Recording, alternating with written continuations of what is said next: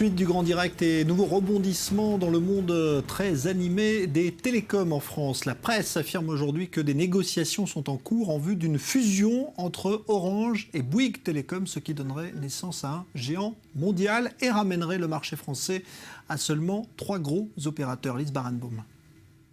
Orange et Bouygues Telecom seraient sur la voie des fiançailles. Les deux entreprises ont signé un accord de confidentialité juste avant Noël pour des négociations de rapprochement. Un accord qui n'inclut pas la chaîne TF1. Orange se serait également engagé à ne pas procéder à des licenciements chez le troisième opérateur français. L'opération devrait être validée d'ici la mi-janvier. Bouygues serait valorisé à environ 10 milliards d'euros, dont 2 milliards d'euros en cash et 8 milliards qui lui donneraient une participation de 15% dans Orange. La participation de l'État dans Orange, qui s'élève aujourd'hui à 23%, devrait se retrouver sous la barre des 20%. Mais l'État resterait bien le premier actionnaire du nouvel ensemble.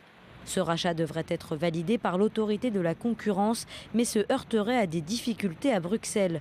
Aujourd'hui, la commissaire à la concurrence, Margrethe Vestager, préfère les consolidations supranationales avec des acteurs étrangers au rapprochement entre acteurs nationaux.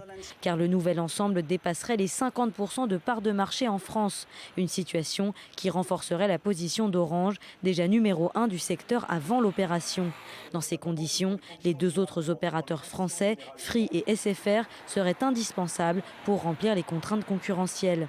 Orange souhaiterait donc effectuer des cessions pour un montant de 5 milliards d'euros à Xavier Niel et demander à Free de racheter tout ou partie des 600 boutiques de Bouygues. Free serait surtout intéressé par le réseau de Bouygues Telecom qui est déjà posé et largement déployé, notamment en 4G, alors que le contrat d'itinérance de Free avec Orange arrive à échéance en 2017. En juin 2015, Martin Bouygues avait rejeté une offre d'Altis SFR sur sa filiale Télécom. Alors, on est en ligne avec Thibaut de la Baronnière, qui est économiste et spécialiste justement de l'économie des télécoms. Bonsoir Thibaut. Bonsoir. Est-ce qu'il y a un intérêt commun d'abord pour Bouygues et Orange à fusionner ? D'abord, Orange était une des compagnies télécoms françaises qui a le plus souffert de l'arrivée sur le marché de Free et de la casse des prix qu'a pratiqué Free depuis son arrivée sur le marché. Donc ça a monté en puissance dans Bouygues Telecom sur le sens pour reprendre des parts de marché perdues. De l'autre côté, c'est moins évident de la part de Bouygues Telecom puisque Altis avait proposé 10 milliards d'euros en cash et là on serait sur un deal avec 2 milliards d'euros en cash et 8 milliards de participation dans un Orange renouvelé. C'est moins simple à comprendre pour la famille Bouygues. Alors, s'il n'y a plus que 3 gros opérateurs en France, ça change quelque chose, notamment en matière de concurrence ?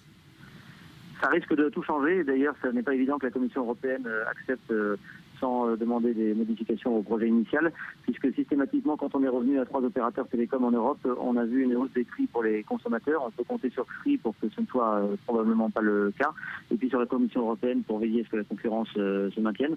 C'est pourquoi cette transaction entre Bouygues Telecom et Orange ne pourra pas voir le jour si Free et ou Altis SFR n'acceptent pas de reprendre tout ou partie de certains éléments de la transaction.